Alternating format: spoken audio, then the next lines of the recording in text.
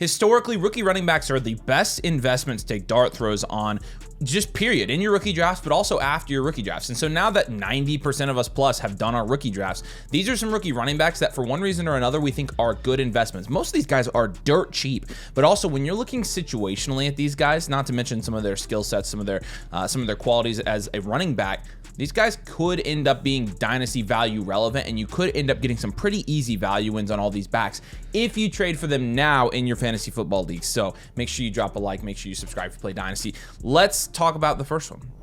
The first guy here goes to a team where when bad running backs are drafted, they typically thrive, actually. And when I say bad, I don't mean bad. What I really mean is not heralded prospects, right? Because Kyren Williams wasn't really a heralded prospect. And Blake Corum, he wasn't either. They took him high, but I don't think he was a heralded prospect either. The other thing about Blake Corum is I don't think the Rams pick this guy if they're satisfied with what Blake Corum showcased last year. So I think Blake Corum's pretty much all but cooked at this point. But Jarquez Hunter is the name. And we talked about, Kyren Williams. From an analytical standpoint, from a prospect level standpoint, I don't think anybody was out here banging the table for Kyren Williams. There were some people. It was kind of cultish.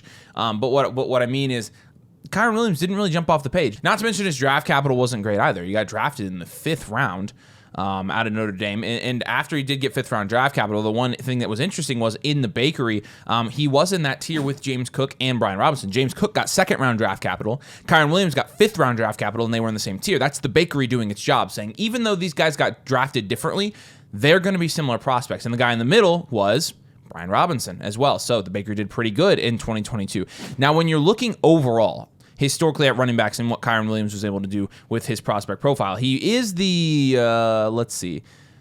14th ranked overall 5th round player in the bakery of all time. And so when you're considering that, I do think that, there's a little bit of 16th. There's a little bit of historical evidence to say, hey, maybe we should have been more in on Kyren, who got drafted in 2022. But Kyren, again, he's 195 pounds, runs a 4.65, comes out of Notre Dame with a decent production profile, and comes in the Rams offense and just automatic. I mean, he's had 2 running back 1 seasons. 2.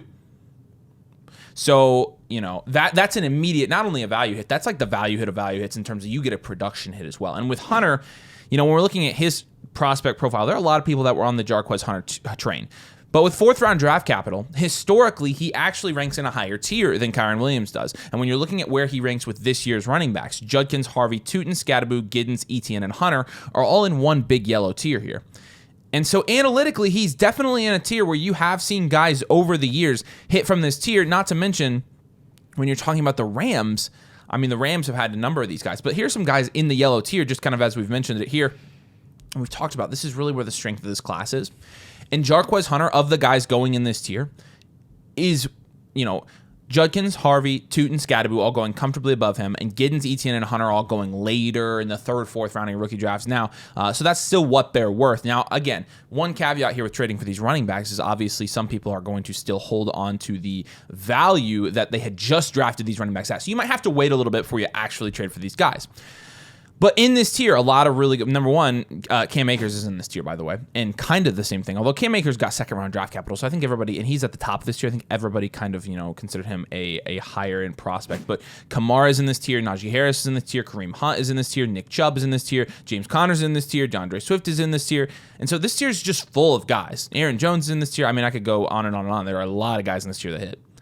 This tier is full of guys that didn't necessarily get like top, 2 round draft capital. But from a value standpoint in Dynasty still hit. And there's a number of guys in this tier that we're going to talk about in this video. But Hunter got 4th round draft capital. He's 5'9", 204 pounds. He ran a 4.44 at the combine. And again, situationally, yes, we think Kyren Williams is going to get paid. But I think the backup running back position is wide open in LA. Not to mention, you do have Kyren Williams has had some injuries as he's been in the NFL. He has missed some time. Obviously, you remember last year he missed time as well. Eventually, Kyren Williams, the mileage is going to catch up to him, even if we do think he's getting extended. I do think he's getting extended. I said that last week on a video. But even when he does, I think maybe what they do is they work in another back. I don't think they would be drafting running backs if they didn't plan to work one in. because I don't think they drafted Hunter to be a special teams guy. And so with that, I think that they're planning on using him. I think Sean McVay likes his skill set. And Sean McVay has a thing about getting the best out of these running backs that don't have super high draft capital. And I think that alone, the historical significance of this pick, I think that's worth trading for. And so Jarquez Hunter, again, he was going in like the 3rd, 4th round. I think he's definitely worth a shot there. I think that, if you can trade anything worth a late 3rd, early 4th for Jarquez Hunter, I think it's worth getting him on your team. And I think he's much better. If you have any veteran worth like 3rd, 4th round value, I would flip any of them for a rookie running back. Rookie running back at that value, like equivalent to a 3rd, 4th round pick in Dynasty. Rookie running backs are by far the best investment. So I would trade one of those for Jarquez Hunter pretty easily. So DJ Giddens will be our next guy here. This is us not being like super fan Colts fans. This is just being realistic. When you look at the contract situation right now for the Indianapolis Colts and Jonathan Taylor, wow, excuse me. JT is actually heading into the last year of his really guaranteed time in Indianapolis. And when you're looking contextually at that situation in Indy, we're not irrational Bears fans. We will tell you when our team sucks. And the Indianapolis Colts are not going anywhere this year with Daniel Jones and Anthony Richardson. At best, they'll be middle of the pack again like they have been for the last 5 years. And what you're probably going to see is a front office change and a head coaching change. Probably a lot of change across the board in that organization. After this year, if the Colts cut Jonathan Taylor, they will save $13 million. He has a cap hit of $15 million in 2026, a dead cap hit of $2.5 million if they were to cut him heading into the 2026 season. So when you're looking at that situation, I mean, we could explore the whole other side of this, but not even talk about DJ Giddens. We could explore what this means for JT's long-term value if he ends up going to another situation. But let's talk about Giddens specifically. Giddens is quite literally the Colts rebuild answer. What more could you ask for than a 5th-round running back who you have pretty much no ties to at all heading into 2026 potentially as the lead back? Because if what we suspect is true, and I think it's very, very likely that heading into next season, the Colts will be going into another rebuild, looking for a franchise quarterback, etc., they're probably not going to prioritize going and getting a high investment, high draft capital running back in the 2026 class. They're probably going to ride with their existing running back room, and that would imply DJ Giddens, because he's kind of just the next man up there, right? Because there's no one else in that room. I mean, when you're looking at that depth chart in Indianapolis, it actually is pretty shallow. They've been filtering through a lot of these guys for quite a while. Khalil Herbert's in that room. Tyler Goodson, who obviously had that infamous drop where they missed the playoffs because of it. They've got Ahmed in there. I mean, they had a run with Trey Sermon last year. Like, they have serviceable running back options in that room that are less talented and have less of a solid production or prospect profile than DJ Giddens does heading into his rookie season. If you're going to bet on a day 3 running back actually showing out and having an opportunity to go into a lead role at some point in the near future, I mean, DJ Giddens is a guy that you would definitely want to take a flyer on. Looking at him in the bakery, this is actually very interesting because now we have 2016 and 2015 data. DJ Giddens is back-to-back with David Johnson in the yellow tier. He's right there with Trevor Etienne, who we're also going to talk about in this video. David Montgomery and Bucky Irving are just behind DJ Giddens. Giddens is a guy that was one of the safer running back prospects in this class from a prospect perspective because he wasn't super draft capital dependent to be in a really, really solid high hit rate tier. Like really, really solid. I mean, Jarquez Hunter is below DJ Giddens. Giddens is higher than him. Damian Harris in this tier. I'm basically naming every single running back that Avery didn't already because there's so many solid options in this range. So with Giddens, I would definitely recommend taking a shot there because I wouldn't bet on the Colts being good this season. If I'm just being realistic and just being honest, there's a lot better situations in the AFC South right now than what the Colts are looking at offensively, especially with Trevor Lawrence being tied to Liam Cohen and Travis Hunter and Brian Thomas. And then you've got CJ Stroud with a whole new, basically refreshed room of wide receivers, plus Joe Mixon is still looking really solid in that running back room. Not to mention they have a better defense. It's just looking very, very unlikely that the Colts are going to make a run for that division this year. And if that's the case, I mean, they're cleaning house. They're going to see a lot of organizational changes here over the next 12 months. And I think Giddens could definitely reap the benefits. All right. Nathan just mentioned him, but let's talk about him real quick. Trevor Etienne, obviously the younger brother of Travis, who is kind of on the opposite end of our dynasty buy-sell spectrum here. But Trevor goes to a team where they just spent a pretty good draft capital on Jonathan Brooks, right? And everybody knows Jonathan Brooks going to be out all of next season. He's already on the puppy dog list, and he's already not going to be playing done until for the season. And honestly, at the point where you tear the same ACL twice in a row, I don't think your prospects for being a relevant NFL running back are very high. I just don't think they are. And so considering that, I think that, Trevor Etienne fills they also brought in Rico Dowdle. And so really what it comes down to is, do you think Rico Dowdle is the running back 2 there in Carolina, which is probably, in my opinion, more likely because he's the veteran that they did pay to bring in. And can you check the contract that they brought Rico in on? Or do you think that Trevor Etienne ends up taking that running back 2 slot and, gets some run? Or do you think one of those guys gets hurt and Trevor Etienne sees the field anyways? I think the most likely scenario for Trevor Etienne being a value hit in Dynasty, and the reason that I think it's a good trade option is because I think that the latter, what's the deal? 1 year, $2.7 million. It couldn't be a cheaper deal. They have as much team investment with a 4th-round pick in Trevor Etienne as they do in Rico Dowdle with 1 year, $2.7 million. That's nothing. It's nothing either way, okay? So with Etienne, in my opinion, I don't think Rico's got that running back 2 position there on lock. I think Chuba probably does just with the contract they signed him to, and so with Chuba, I do think they would like to run him in a committee. And I think that committee would include one of Rico Dowdle or Trevor Etienne at times. Maybe, it starts with Dowdle. Maybe Etienne even beats him out midway through the season. And I'm not saying that's impossible. I mean, Etienne he's 5'8", 200 pounds, ran a 4.42 at the combine, and then went in the 4th round. And again, 4th round running backs, I have no issue. I mean, we talk about these 4th round running backs in Bashal Tutin and Cam Scadaboo. And these guys are going mid-second in your Dynasty rookie drafts. They did go in your mid-second in Dynasty rookie drafts. And, I mean, we were totally cool with that price. I mean, drafted in the same round as those guys, from a draft capital team investment standpoint, Trevor Etienne's right there with him. Not to mention, we've looked at this, and actually the bakery has been undergoing some slight tweaks here recently to make it even more accurate, which Ryan has been really dialing it in. And we've mentioned that Tutin and Scadaboo were the 2 highest rated 4th round draft capital running backs in the bakery ever. And with the little tweaks, Braylon Allen actually jumps those 2, but then it's Tutin, Scadaboo, and then Etienne. Okay, and then hear me out.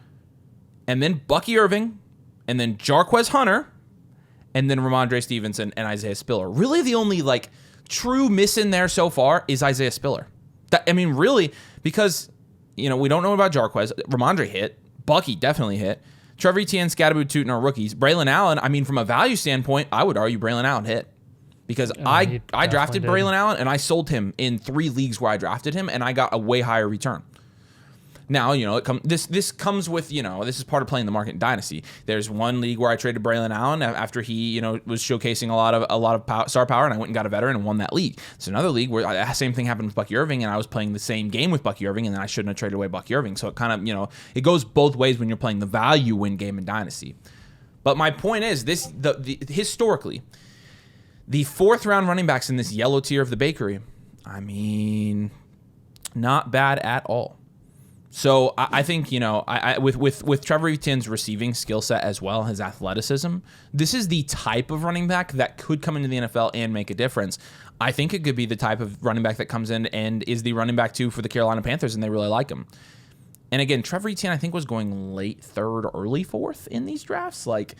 Again, that's dirt cheap. Any veteran running back, any veteran at any position you can trade for these rookie running backs, I would do it. Trevor Etienne, again, is no exception to this, and he is still.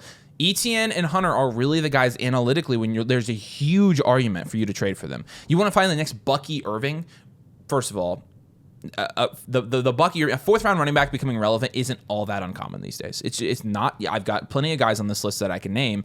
Ramondre Stevenson, like I mentioned, Bucky Irving, Tony Pollard's on here, Chuba Hubbard, who we just talked about, and so that's not all that uncommon actually. But statistically, if that's really what you're trying to do, Jarquez Hunter and Trevor Etienne are actually, they're sandwiching Bucky Irving analytically, and they got the exact same draft capital. And so I think when you're really looking at how do we look at those shots and replicate those shots are right here. It's Etienne and Hunter, and that's why I think they're both great to trade for. And Etienne, I think my shot is I think he's going to get involved, and I think you're going to see a little bit of a value spike for him this year. And if you want to get out on him, you can. If you want to hold him and say, hey, maybe he takes over in Chuba, or maybe he gets into a more heavy committee with Chuba and Chuba gets phased out a little bit. I mean, you can make that bet. It's not an indictment on Chuba, it's more an indictment on that running back 2 position there. And I think that Etienne, I think it's wide open, and I think Etienne could easily take it at this point. So really for years, we've been waiting for the second coming of young Kareem Hunt in the Chiefs backfield. We did not want old Kareem Hunt back in Kansas City, but here we are. He actually ended up being the better running back. He was better than CEH. But I will say Brashard Smith is a very, very intriguing selection. And I'll be completely honest here, guys. Like, Brashard Smith already had a very negative prospect profile. He already had a lot of red flags in terms of being a late breakout. I understand that he played wide receiver and then translated to running back. And the Chiefs also selected them. And regardless of your opinion on the Chiefs running back room right now, and Pacheco and Hunt and Elijah Mitchell and Carson Steele even, Center Grove guy, there is going to be so much training camp buzz with the new guy in that running back room, and that's Brashard Smith. Whether you think that he's going to hit or whether you think that he's going to be kind of another warm body getting carries, which I think we would both bet on, if you want to bet on anything, bet on the Dynasty community elevating this guy, because we've seen it for 3 years now, and we've seen it multiple times again and again where these no-name guys come out of nowhere in the Chiefs backfield and they end up being very, very productive fantasy-relevant, Dynasty-relevant assets. Isaiah Pacheco being the most recent one. He gets a ton of buzz out of Rutgers, goes late 6th round to the Kansas City Chiefs, and the rest is history. Now, Pacheco, even since he started as a rookie, he has not been able to stay healthy, and that's been an ongoing concern for the Chiefs. There has been significant interest from Andy Reid wanting to go and potentially get a running back. I mean, they had a very extensive call and meeting with Travion Henderson like the day before the NFL draft this year. They were looking into drafting a running back at the end of the first round if their guy didn't fall to them. That's pretty much at this point like certified, was very possible if they hadn't gotten their left tackle. All that to say, with Brashard Smith, I mean, again, I'll mention him from a bakery perspective. It's not good, guys. It's not good at all. Bad. Brashard Smith is in a tier where the hit rates are very, very, very low. I mean, lower than low. He's in one of those like light gray tiers, which is basically irrelevant. Nobody hits there in that range at all. And so, like, again, I'm not going to come here and say, hey, Brashard Smith is the one of 6 guys that we're talking about here that has day 3 draft capital that I think is going to go out there and be the next, undrafted Arian Foster. That's not what we're doing here. The point is, again, what's the name of the game in Dynasty? It's playing the market, it's playing value, and it's understanding how the Dynasty community is going to react to certain situations like Kansas City, where they like to run the ball, they like to use their no-names, and like to give them a lot of carries, and Brashard Smith is one of those guys who, even if he doesn't get that opportunity, people are going to think he's going to get that opportunity just because of what he does in training camp. And yeah, he's going to have to work his way up the depth chart. He's going to have to beat out Pacheco, going to have to beat out Hunt. Again, I'm telling you, dude, that's not necessarily likely. But what I would count on is there being people banged up in that room, because there are every single year. And also Kareem Hunt. I mean, Kareem Hunt being the best running back in that room last year is not saying much. He's 29 years old, washed up. He was wildly inefficient as a runner last season. All of these reasons are reasons to go and get Brashard Smith before he gains value heading into training camp. And that's all I have to say about that. And we know Elijah Mitchell is far from a sure thing. You could make the argument that, they invested a 7th round pick in Brashard Smith. And by the way, I'll give you a pretty good reason to buy Brashard Smith. But Elijah Mitchell, I mean, has never really done anything, ever. Like, I guess his rookie year he was a running back 3, he was relevant. But I think they just brought him in purely for depth. I think it's the same reason they brought Brashard Smith in. And again, we were telling you before the draft, Brashard Smith isn't very good. He's not going to get drafted very high. His analytical profile sucks. Well, now that we're past the draft and we all know that for a fact, I'm looking at guys in this great tier. One of the only guys from a value standpoint recently, there's a couple guys here that from a value standpoint that have hit in this great tier. Jamal Williams obviously had a production hit, and so I would classify as technically a hit. There was somebody else. Keaton Mitchell technically had some dynasty value for a minute there. Jalen Warren from this was a hit. Elijah Mitchell we just talked about. But as recently as last year, who was in this tier that we saw? Because again, really, if guys go in this tier to some certain teams, we're like, no.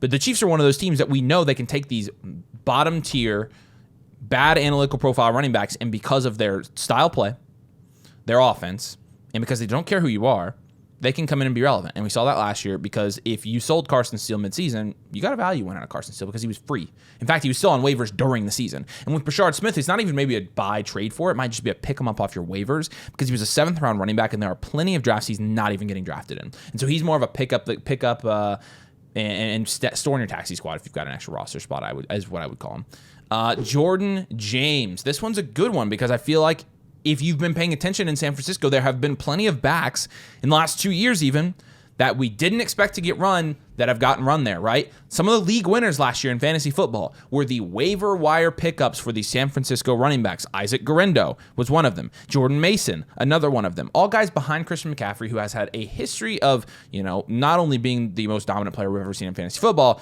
but also injuries dominating his fantasy season occasionally, and you saw that last year. And while Christian McCaffrey is cleared, and they've said that he is healthy and running and fine, he is a running back on the wrong side of the age cliff, and he is a running back that has had injury in his career, and injury as recent as last year in his lower body, in his legs as a running back.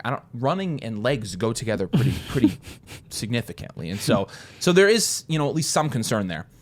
Now, we're obviously going to assume Christian McCaffrey is going to be the running back one, is going to be a running back one in fantasy this year, and we're not going to try to predict injury. That's stupid. But I will say this. The backup there right now is Isaac Guerrero. Guerrero had every opportunity last year to cement himself as the true backup running back, and Jordan Mason beat him out. Not to mention, they got plenty of sample size from Isaac Guerrero last year because, again, there were some games where Isaac Guerrero, pretty sure I plugged Isaac Guerrero in my fantasy lineup in the Flock League the last week, I think, because I had the most waiver. I don't know, but he did have 13.5 points in week 17, 11 in week 15, and then 27 fantasy points in week 14. And so you saw he was fantasy production. He did get some run. He got 63% of snaps in week 8, even against Dallas, and had 19 points. But still, they saw that, and they still went and drafted Jordan James. And in my opinion, I think Jordan James is a better prospect than Isaac Guerrero was. I think he's a better football player. And I think Nathan and I both are a little bit higher on Jordan James. He went in the 5th round. And he is basically, again, he's competing for that committee. And I do think that there's a decent chance that he beats out Guerrero. Even if he doesn't, though, here's the thing. Even if he doesn't, what you're going to see is if Christian McCaffrey goes down, then it's going to be, Isaac Guerrero gets the start. Wouldn't surprise me if we get in season, that's the headline. Mm-hmm. But at that point, Jordan James is getting snaps. Yeah, well, you saw it with Mason and Guerrero. Exactly. They basically split. So, yeah. So, and there's really nobody else there, right? From a running back standpoint, it's really those 3 guys. And so the fact that they brought in Jordan James with the 5th round pick, I think tells me everything I need to know about what they think about Isaac Guerrero, but also what their plan is if Christian McCaffrey does go down. And we're basically betting if, Jordan James does get on the field, he'll make the most of his opportunity. And I think from a value standpoint, arguing that he's going to hit is not a stretch in that offense. That is, also a great situation for a running back of Jordan James' caliber to just come out and actually show what he's made of. And so I think he's a great bet. And again, he's really cheap. I think he does have some value because he's getting drafted in most leagues, but I would trade in a veteran for Jordan James for sure. Okay, so Taj Brooks is probably the least heralded day 3 running back that went to an intriguing situation than I think literally anyone in this class. So what's interesting with Brooks is he obviously goes to Cincinnati, where we thought that there was a possibility, it wasn't guaranteed, thought there was a possibility that Cincy would go and get a higher investment level running back. And they didn't. They decided to stick with Chase Brown this year. They actually re-signed Zach Moss to another season, locked in, and I thought that was really interesting. Zach Moss obviously has shown some good flashes in the last couple of years when he's healthy. He usually gets banged up. Chase Brown obviously gets banged up towards the end of last season, but they they both, I mean, together looked pretty solid. They actually bring back P. Ryan, who went to Kansas City for a year. P. Ryan will be back in Cincinnati. So, I mean, from a depth chart perspective, you have Chase Brown, Zach Moss, P. Ryan, and Taj Brooks. Being the fourth option there, I mean, that really is, that's going to be one of the bigger reasons why Brooks is not being spoken of as highly as some of these other day 3 running backs that we've talked about today. The reason I think this is interesting is because, I mean, look at those guys that are above him. P. Ryan is really a change of pace back. He's a guy that's not going to get a ridiculous amount of volume. He's not going to get a ridiculous amount of opportunity. If he gets any at all, he's kind of aging out. Zach Moss can't stay healthy. Enough said. Chase Brown is also a 5th round running back and has been in the past. So, look, you want to... You can be optimistic about Chase Brown this year. I think from a production perspective, we're optimistic about Chase Brown this year. He's going to be the lead back there. He's going to be fine. If Chase Brown goes down like he did last year towards the end of the season, got banged up, if any one of these guys behind him goes down, Zach Moss, P. Ryan, Taj Brooks is the next guy up. And again, from a prospect perspective, Taj Brooks is right down in that range with Brashard Smith. He's actually higher than Brashard Smith in that same grade tier, though. So it's not anything pretty. He's back-to-back with Carson Steele, ironically. So again, this is more of a market play thing. I don't know how much training camp buzz you're going to hear from him, but if you have a taxi spot, if you have room to stash him, I would definitely do that and see if you can't strike gold in the middle of the season this year, where ultimately it's going to be one of the more underwhelming true running back rooms, I think, in the NFL this year, where, you know, since he is going to pass the ball a lot, but Taj Brooks could get some opportunity for sure. And look, we just listed 6 guys here that are all day 3 running backs. When you're talking historically about these guys, usually every year you've got 1 in every 5 of them hit, like when they're going in the 4th round of your dynasty rookie drafts. 1 in 5. I'm telling you guys, in 2025, the running back class of all running back classes, at least one of these 6 guys is going to hit, at least. And that's really being conservative. One of these guys at least is going to give you a significant value, and I think it's worth investing in every single one of them because of the optimism of the situation that they're currently in. So there you go. Again, these are not the most talked about running backs in this class, but ones I think that, like Nathan said, statistically, analytically, I would bet a lot of money that at least one of these guys hits. If not 2 of them, maybe even one. I would bet on 2. I would bet on 2. I would pretty easily. Yeah. And so, I mean, I'll buy one of these guys or 2 of these guys in each league and be done, and I'll get a bunch of value wins everywhere. It honestly really is the easiest way to get super. Like if you're a rebuild, you should be doing this 1,000%. This is why we're taking all these running backs in the 3rd and 4th round. That's exactly why. So make sure you drop a like on the video. Make sure you subscribe. If you enjoyed the Dynasty content, you can also come join the community. It's the best way to get all the tools that are necessary to win your Dynasty leagues. Nathan and I will give you a personalized team review in the form of a team blueprint. We'll look at your team, give you your 3-year outlook, give you your team archetype, and then tell you what moves you should make for your specific team. But you also get our trade calculator. You also get our Dynasty rankings, our exclusive Discord with all of our channels, one-on-one access to Nathan and I, a bunch of other exclusive infinite blueprint, a new blueprint every single month. And so you get all of that, flockfantasy.com/domain. You can come join the community, send us friend requests, say hey, and come get integrated into what we think is the best Dynasty community out there. Code domain annual mother flocker will get you that. But we'd love to have you. We appreciate you guys. Thanks for watching, and we'll see you later.